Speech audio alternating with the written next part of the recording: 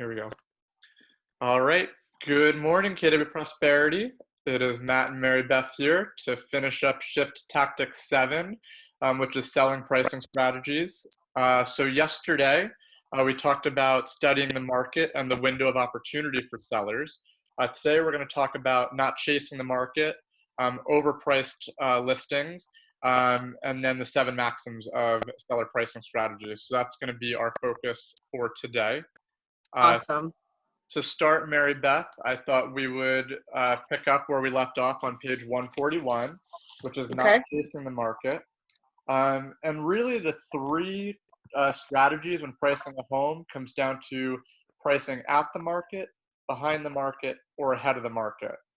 So do you want to talk a little bit about each one of those and what that means, defining pricing at the market, behind the market, and ahead of the market? Well, so when we're pricing at the market, we are pricing where we believe the house will sell. The price that we believe a buyer is going to be willing to pay. And so some of the strategy is to price right at where we believe market value is. Pricing ahead of the market is very risky right now, in that pricing ahead of the market is, well, not that it's risky, but okay, so to the point of what is pricing ahead of the market, it could be one of two things. Either the market is increasing,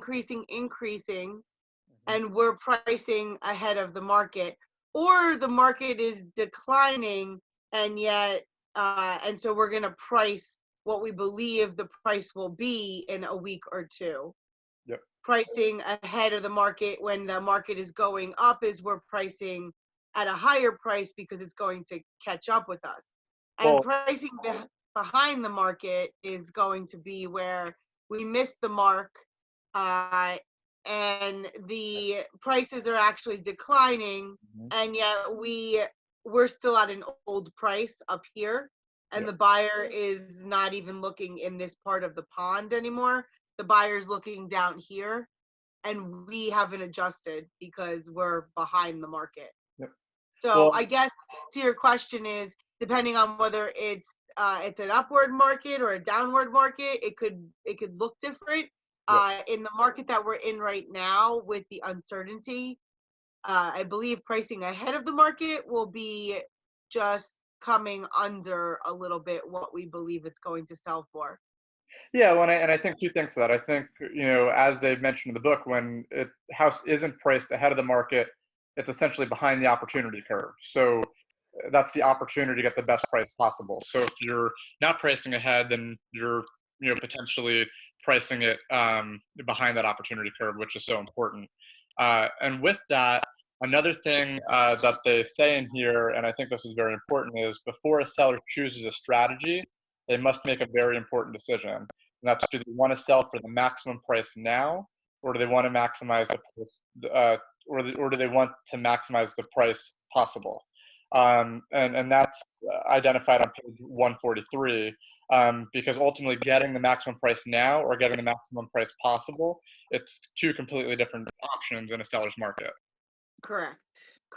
And it's just really tricky. What we find is that is all going to be that's going to be dependent on a seller's motivation as to what strategy you may use.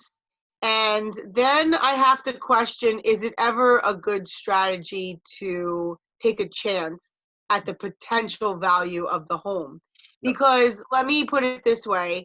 The last shift that we were through, somebody had to literally say to me, in order for me to get this, if I were to put this house on the market for $1, is it going to sell for $1? No. It's going to ultimately sell for market value, because at $1, it'll be a frenzy, and everybody will just put their own opinion to what the value is. And ultimately, with enough time, and I mean a few days worth of marketing, you would ultimately arrive at a market value price, which is what the seller is willing to sell and a buyer is willing to buy for. In the last shift, we had sellers telling us, "You're going to give my house away." And because we'd be asking somebody who was at, let's say, 500,000 price tag, and we believe that to price ahead of the market and to make sure we were getting the best opportunity was to price it at 480 or 450, depending on what the numbers were telling us. And so we would often get that, you're going to give my house away. And Yeah. I would say to them, Mr. Seller, if I'm giving your house away, I'm the first that's going to take it. Yeah. I am not giving your house away, and you are not giving your house away. So ultimately, a seller doesn't have to sell if the buyer's price is not acceptable to the seller. So we have to understand the strategy behind pricing, and more so the strategy behind when is a buyer going to bite, Yeah. right? Because we want bite. Yeah. And in that, and I just said with the I'm in this pond or that pond, another story, as I said the other day, telling stories to sellers and buyers makes it just more relatable. Is if you were to go fishing and you put your pole in the water and no fish bit here Mhm. at 500, ultimately you're either going to take your fishing line out of the water and go move it to another location, which that's not going to do it. You need to stay where you are and you need to go deeper.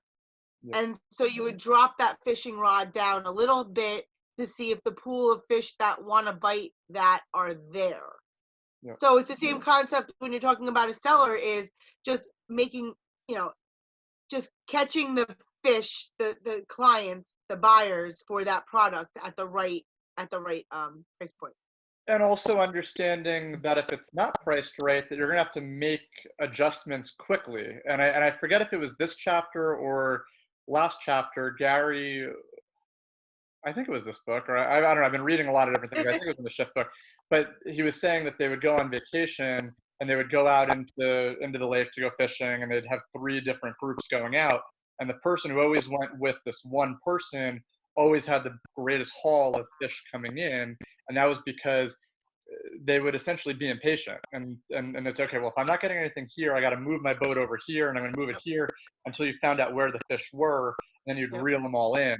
And I think the same applies to what you were just saying, is that if the buyers aren't biting at a certain price, you really cannot linger too long in the wrong price range and to be overpriced, because otherwise buyers are going to say, oh, I'm not looking at that house, or I've already looked at it. I'm not going to go back to that one.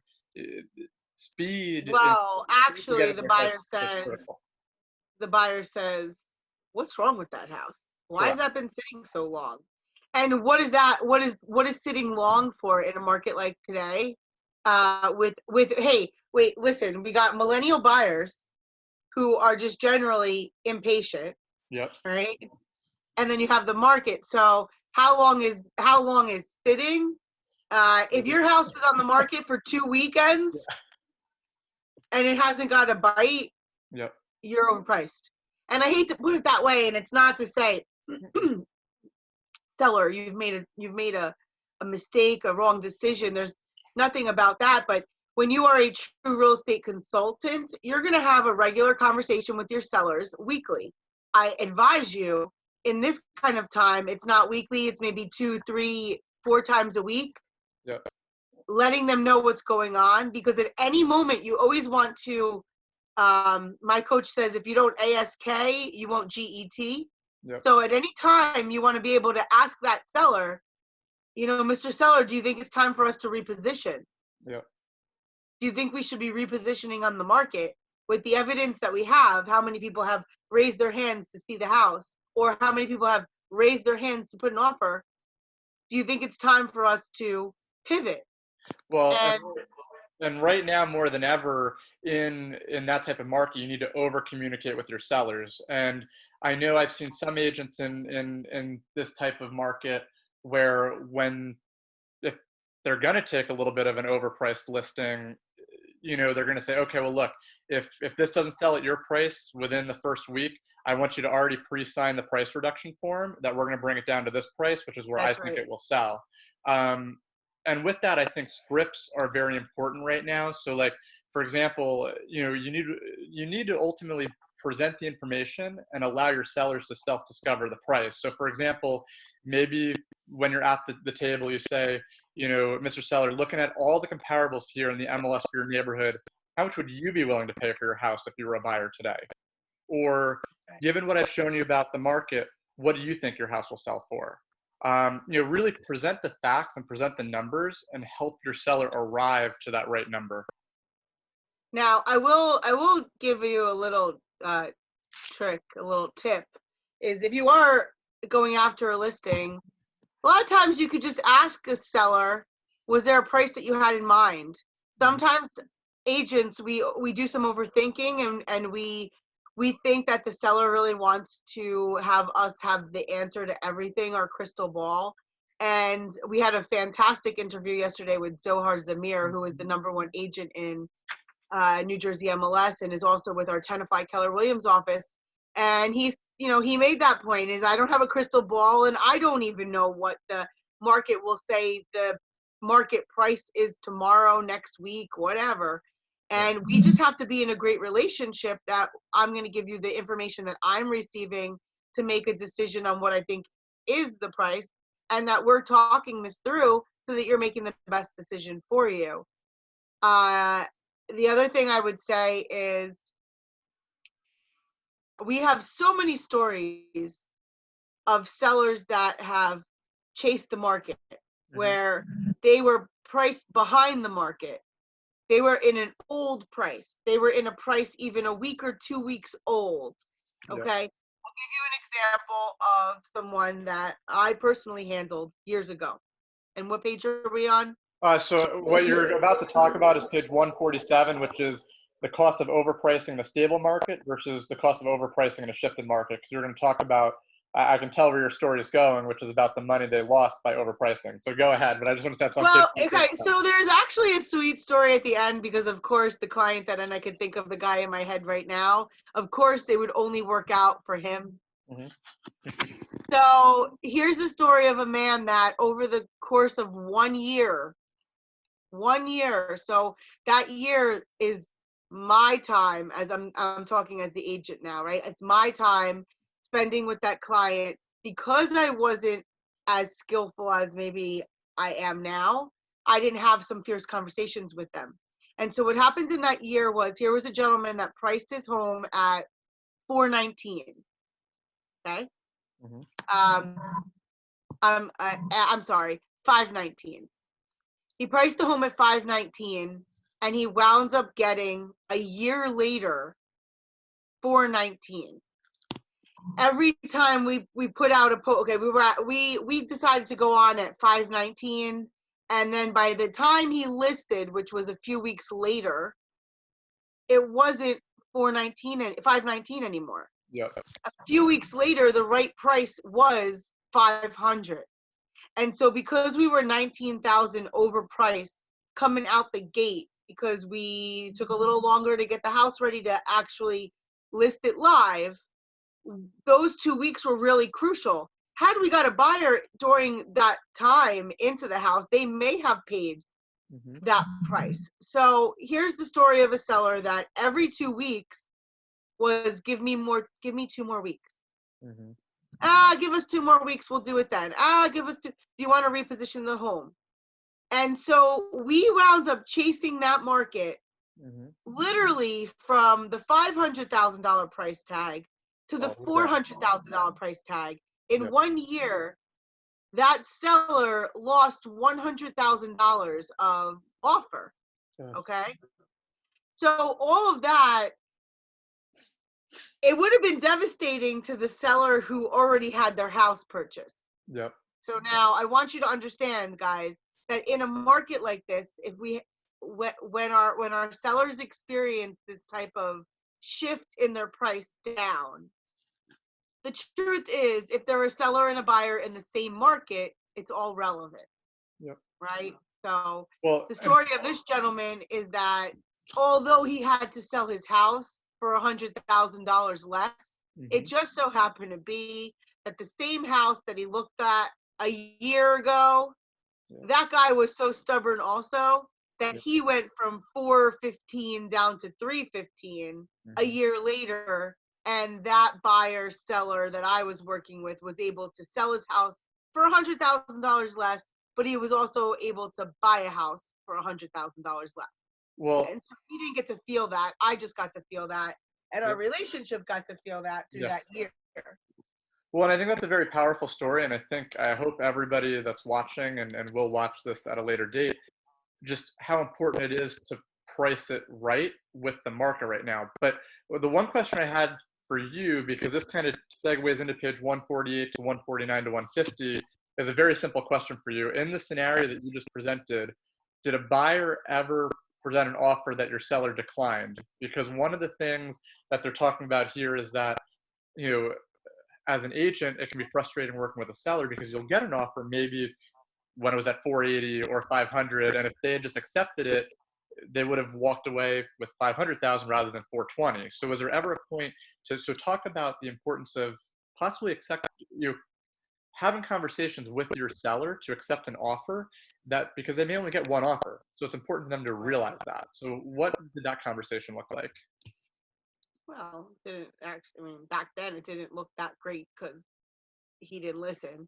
Yeah. And that's honest. And sometimes as agents, you do have to go through some expensive mistakes in order to learn the lesson that it's really important to practice your scripts and understand the market of the moment.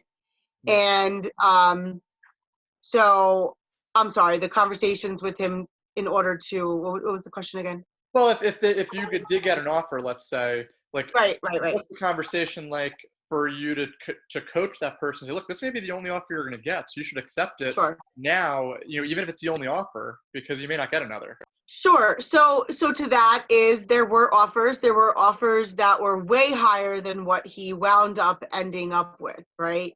Mm-hmm. When you are chasing the market, you will tend to have buyers that looked at it come back a month later saying, you're still on the market. Are you interested in our offer now? You know, if you're lucky, they'll hang around and try to see if you're still interested.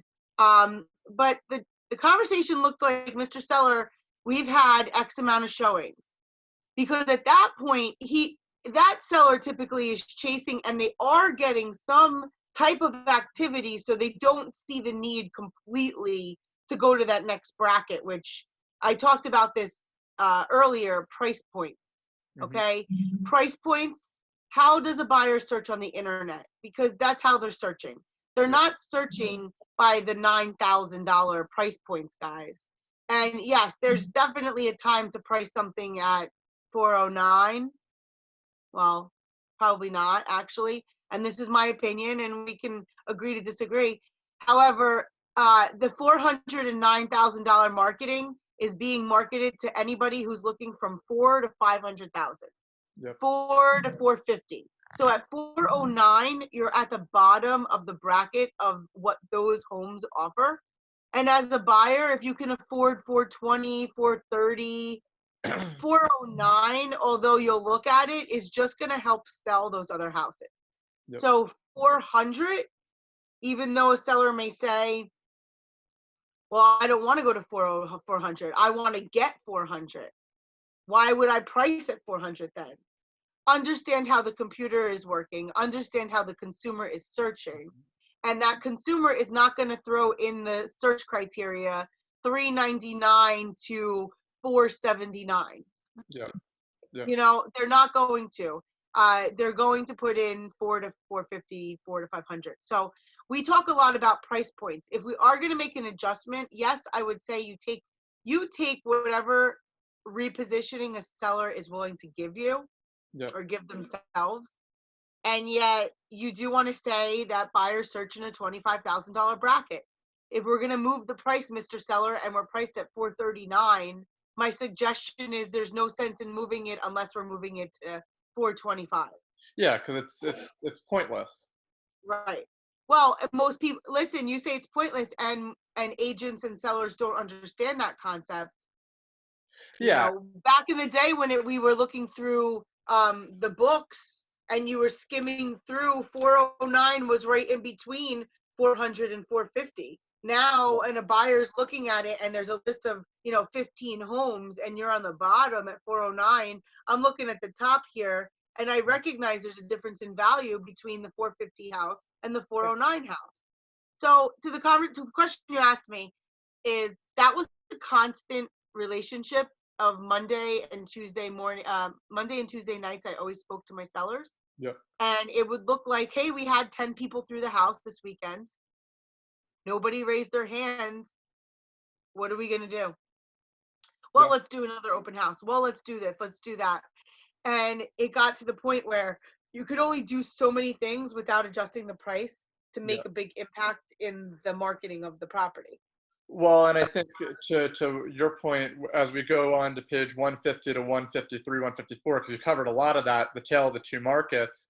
Um, Gary writes 80% of the homes are overpriced and 20% are well priced. The well priced properties are getting multiple offers. The overpriced properties are getting none. So, to your point, when you're talking about having conversations with your seller to say, hey, we did an open house, 10 people came through, there were no offers, you can say, okay, well, these other houses, which are priced right, they're getting multiple offers. So, if you just Yeah. move into where the market is, you will get offers. Which is why it is so important to know your numbers and to know the indicators of if markets are moving, Yeah. if inventory is moving, absorption rate, if it's up, if it's down, if we're in a seller's market, if we're in a buyer's market, because those indicators are going to dictate how you're going to have this conversation with the seller.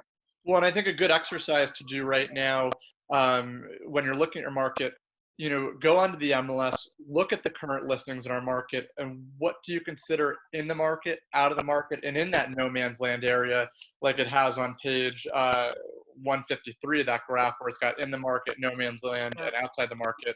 So do that every week and do that exercise. If you were to make a price adjustment to some of those properties that are in no man's land or out of the market, what price improvements would you do to get them into the right space? So do that exercise, regularly, because that's going to help you hone your skills and hone your craft as you're having these conversations with real sellers.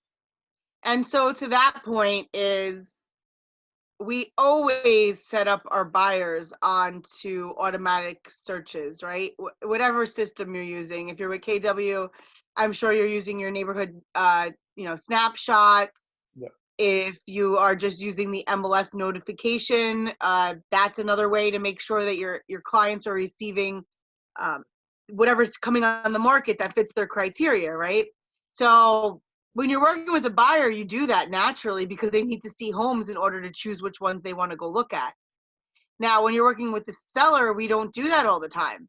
Yeah. And I think now more important than ever, because every day the numbers are changing, it's Yeah. very important that they almost get a new comparative market analysis weekly. Yeah. And you should be setting those sellers up on, hey, what's going on in your neighborhood type of automatic Yeah. feed where they can explore it for themselves, because it's nothing better than a seller saying to you like, wow, Matt, I saw that ugly house down the street came off the market. Did that get a contract? Yeah. And you're like, yeah, I sent it to you yesterday. Did you see they're under contract? It looks like they're closing in 30 days. So at that point, can the seller say that nothing's selling or the market's not moving? I promise you, if everybody were to take a 20% haircut, and now I'm going back into the mortgage days, the haircuts, but if everybody were to take a 20% haircut and reduce the price by 20%, all the inventory would move like that. Yeah. Not that we have an inventory shortage, and now with the coronavirus, we don't know. It's different. We are expecting, and here's what I will say to you, agents, we are expecting a flood of inventory to come on once this is lifted. Once it passes. Yeah. And will you be the agent who has the listing? If Yeah. you're not the agent who has the listings, have you built up your buyer pipeline so that when that flood of listings comes on, your buyers are already in the know and you're positioned to be on the other end of those transactions? Yeah. Now is the time for you to make those choices, not when we get the government announcement that this is lifted.